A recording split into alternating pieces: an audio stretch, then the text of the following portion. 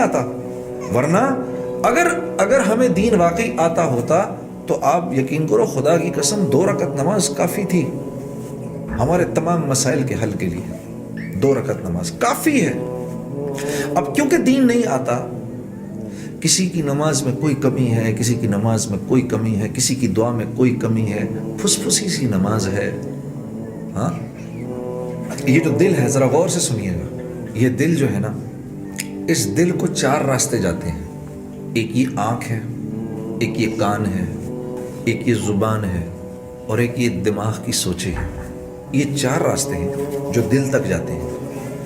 جو آنکھ کی حفاظت کرتا ہے، نامحرم پر نظر پڑی جھکا لی ایک دم آنکھ، تو اللہ فرما رہے ہیں اگر تو نے ایسا کیا تو اسی لمحے میں تیرے پچھلے سارے گناہ معاف کر دوں گا.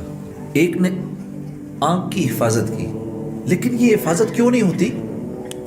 یہ 4 ٹن کے ٹرک کو تو بریک لگ جاتی ہے، آنکھ کو بریک کیوں نہیں لگتی؟ کیونکہ اس کی اندر سے بریکیں فیل ہیں. یہاں بریکیں فیل نہیں لگتی، کیا کریں؟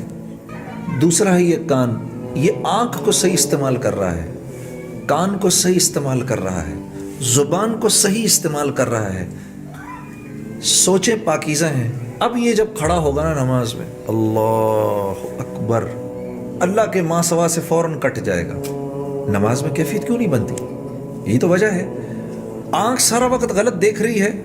باپ دیکھیے نا، یہ کافی ہے، ہاں بہت لذیذ سب کچھ، میری آنکھوں کے سامنے اس کے اندر نجاست کا ایک قطرہ بھی ڈل جائے، آپ بتائیں ہم پی سکتے ہیں اس کو؟ جیسے کبھی کبھار ہم کہہ دیتے ہیں کہ بھئی جی دین کے ساتھ دنیا بھی تو ضروری ہے، دین کے ساتھ دنیا بھی ضروری ہے. جنید صاحب میں زمزم بھی پیتا ہوں تو وڈکا بھی پیتا ہوں. میں نے پوچھا اس میں وڈکے میں زمزم ڈال کے تو نہیں پیتا کہیں تو کہ تھوڑی برکت آ جائے تیری وڈکا میں؟ میں مکے بھی جاتا ہوں جی، ویگس بھی جاتا ہوں. شاباش. میں نے کہا تیری بیوی نے کبھی تجھ سے کہا کہ میں تجھ سے بھی پیار کرتی ہوں اور ساتھ والے سے بھی کرتی ہوں؟ کیوں بری لگی یہ بات؟ اللہ کے ساتھ تو کر رہے ہیں، یا اللہ تیرے ہیں، شیطان بھی راضی اللہ بھی راضی. یہ سوچ ہم نے بدلنی ہے. اس بدقسمت سوچ کی وجہ یہ ہے اللہ سے تعلق کوئی نہیں ہے، اس سے محبت نہیں ہے. خدا کی قسم، کیا وہ اقبال نے کہا نا، 2 عالم سے کرتی ہے بیگانہ دل کو، عجب چیز ہے لذت آشنا. اللہ سے تھوڑا سا تعلق ہو جائے، اللہ سے تھوڑا سا تعلق بن جائے، آپ یقین کرو اللہ کی فرما برداری میں اتنا مزہ آتا ہے، اتنا مزہ آتا ہے. یہ جو اللہ کی نافرمانی کا جو مزہ ہے نا، یہ خارش، یہ وہ ہے جیسے خارش کا مزہ ہوتا ہے. کھجاتے رہو کھجاتے رہو کھجاتے رہو، ایک دن خالی کاٹ دو گے.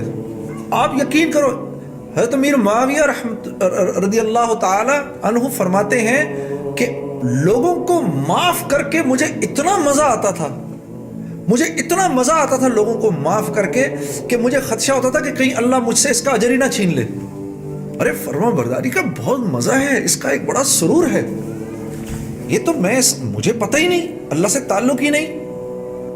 ہم پر ایک ذمہ داری ہے. میں اور آپ مسلمان ہیں، چاہے یہاں رہیں، چاہے کراچی رہیں، چاہے لاہور رہیں، چاہے دہلی رہیں، چاہے کہیں بھی رہیں، کامیابی چاہیے تو دین پر چلنا پڑے گا، دین سیکھنا پڑے گا. اور دین سیکھنے کے لیے سب سے پہلے دل کا پیالہ خالی کرنا پڑے گا. اس بات کا احساس کرنا پڑے گا کہ مجھے کچھ نہیں آتا. سب سے پہلے اس بات کا احساس کرنا پڑے گا کہ مجھے کچھ نہیں آتا. تجربے سے بتا رہا ہوں، جتنا جتنا آپ آگے بڑھتے جائیں گے، آگے بڑھتے جائیں گے، آپ کو احساس ہوگا مجھے تو کچھ بھی نہیں آتا. تو دنیا کی لائن میں شیطان خوب کوشش کرواتا ہے، محنت کرواتا ہے. محنت کون کرتا ہے؟ جس کو اس بات کا احساس ہو کہ مجھے ابھی آتا کچھ نہیں. اور جو اطمینان سے بیٹھ جاتا ہے وہ بیٹھ جاتا ہے. مجھے تو میں نماز پڑھتا ہوں جی، اور آپ کیا چاہتے ہیں مجھ سے؟ نہیں. اگر تم قرآن پڑھے ہوئے ہوتے، قرآن سمجھے ہوئے ہوتے، تو تمہیں اس بات کا احساس ہوتا کہ اللہ یہ نہیں چاہتا کہ آپ صرف 5 وقت کی نماز پڑھیں. اللہ چاہتا ہے آپ محنت کر کے انعام یافتہ لوگوں میں شامل ہوں. اللہ آپ سے کہہ رہا ہے صراط الذین انعمت علیہم، اے اللہ تو مجھے ان لوگوں کے راستے پہ لگا جو انعام یافتہ تھے. انعام یافتہ 4 لوگ تھے، انبیاء، صدیقین، شہداء اور صالحین. یہ 4 لوگ ہیں. اللہ فرما رہے ہیں مجھ سے ان کا راستہ مانگو. تاکہ کہیں سیٹسفائی ہو کے نہ بیٹھ جاؤ کہ میں تو نماز پڑھ رہا ہوں، مسجد کے لیے میں دے رہا ہوں پیسے۔ آپ یقین کریے سب سے زیادہ یہ مسجد بنانا، بن جانا بہت بڑی بات ہے، اور اس کے لیے محنت کرنا بہت بڑی بات ہے، لیکن سب سے زیادہ جو شیطان مطمئن کرتا ہے نا، ان لوگوں کو کرتا ہے جو مسجد کے لیے چندہ اکٹھا کر رہے ہوتے ہیں۔ یہ میں آپ کو تجربے سے بتا رہا ہوں، میں تو بہت بڑا کام کر رہا ہوں۔ نہیں، سیٹسفائی نہیں ہو سکتے آپ۔ اور اتنی محنت کی، اتنے اخلاص سے سب کچھ کیا، مسجد بن گئی، 30 سال گزر گئے، اس مسجد کے پاس سے گزرتے ہوئے ساتھ والے کو کہا یہ جو مسجد ہے نا اس میں میرا بھی حصہ پڑا تھا، لو جی 30 سال کا اخلاص ختم ہو گیا، سب جتنا کمایا تھا سب گنوا کے بیٹھ گئے۔ تو دین سیکھنا ہے، ہم نے دین سیکھنا ہے میرے دوستوں۔ میں گانے کی لائن کی بات بتاتا ہوں۔ ایک دفعہ مجھے یاد ہے، مجھے گانے کی فیلڈ میں 10-11 سال ہو گئے، 12 سال ہو گئے۔ تو ایک دن میں جہاز میں بیٹھا ہوا تھا، تو مجھے احساس نہیں ہوا، میری ساتھ والی سیٹ پہ غلام علی صاحب بیٹھے ہوئے تھے، بہت بڑے گائک ہیں۔ تو بڑی خوشی ہوئی ان سے مل کے۔ میں نے کہا خان صاحب کوئی مشورہ تو دیجیے گانے کی لائن سے۔ کہنے لگے میرے بھائی گا نا، یہ میرا مشورہ ہے تجھے، گا نا۔ ان کی اسی سوچ نے تو ان کو اتنا بڑا بنا دیا۔ ساری رات تو گانا سنوں گا، لیکن رات کو 3 بجے 3:30 بجے جب ساری دنیا سو گئی ہو، اس وقت اپنے نرم گداز بستر کو، اپنی پیاری بیوی کو چھوڑ کر اٹھنا اور جانماز بچھا کر وضو کر کے آ کے کھڑے ہونے کا مزہ اور سرور مسلمان کو نہیں پتا۔ اس کا کتنا مزہ ہے، ہم اس سے ناواقف ہیں۔ تو پھر کیوں روتے ہو جب زندگی میں سکون نہیں ملتا؟ سکون، چین، اطمینان کس کے ہاتھ میں ہے؟ کس کے ہاتھ میں ہے؟ اللہ کے ہاتھ میں ہے۔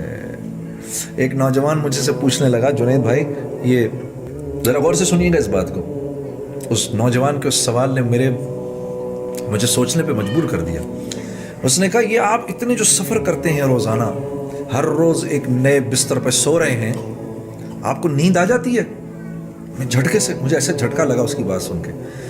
میں نے کہا میرے پیارے، نیند کا تعلق نرم بستر سے نہیں ہے، نیند کا تعلق نرم بستر سے نہیں ہے، نیند کا تعلق تو قلب کے سکون، چین اور اطمینان سے ہے۔ یہ نرم بستر ایک پرسکون نیند کی شکل ہے، لیکن یہ پرسکون نیند دے نہیں سکتا۔ یہ بڑا گھر، خوبصورت سا محل نما گھر، یہ ایک کامیاب زندگی کی شکل ہے، لیکن کامیاب زندگی سے اس کا کوئی تعلق نہیں ہے۔ یہ بڑی سی گاڑی ایک کامیاب زندگی کی شکل ہے، لیکن کامیابی سے اس کا کوئی تعلق نہیں ہے۔ یہ مال ایک کامیاب زندگی کی شکل ہے، صرف کامیابی سے اس کا کوئی تعلق نہیں ہے۔ محنت سے مال نہیں ملتا، مال سے چیزیں نہیں آتی، چیزوں میں راحت نہیں ہے، راحت اللہ